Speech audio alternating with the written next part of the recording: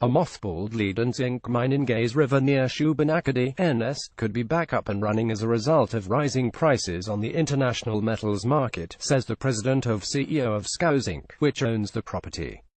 Joe Ringwald told CBC News growing demand for lead and zinc combined with a decline in supply has awakened new interest in the mine.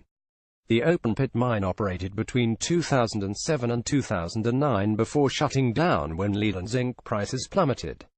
We're now in serious intent of moving Shubenacadie back into operation, Ringwald said.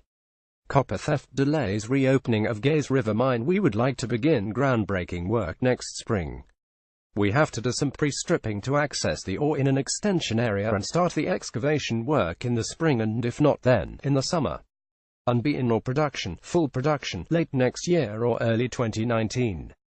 Dozens of jobs up to 120 people could be employed when the mine goes into production, he said.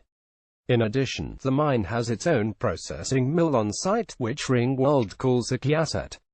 It's a very well-designed and constructed mill and it's just a matter of feeding it the appropriate material. He said the mill can process ore from Zinc mines as well as other operations throughout the province. Ringwald estimates the company needs to raise $45 million CAD in financing to begin production.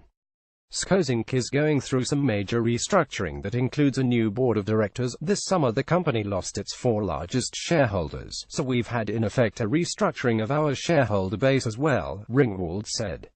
Some regulatory approval needed applications to provincial regulatory agencies are already in the works. We've been granted a renewal of our key permit, industrial approval, in Nova Scotia. It's been renewed for another 10 years, Ringwald said.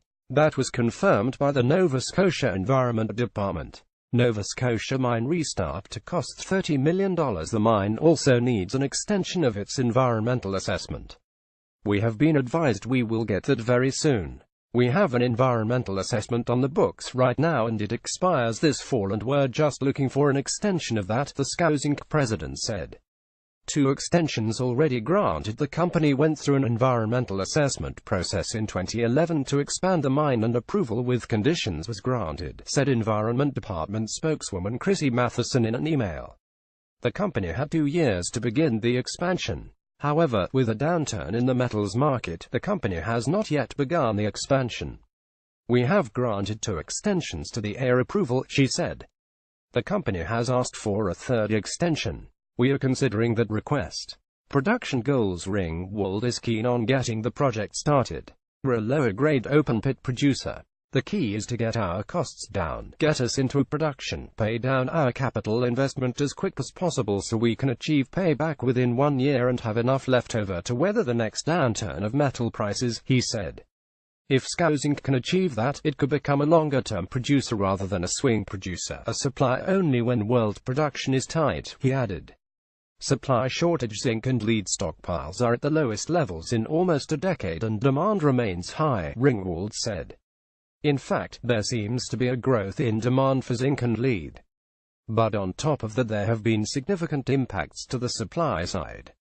A number of key zinc mines have shut down in the last couple of years, Ringwald said. We knew, as an industry, this was coming and it has now happened and there is very little to come on stream in the near future. So particularly on the zinc side, there will be a supply shortage in the near future.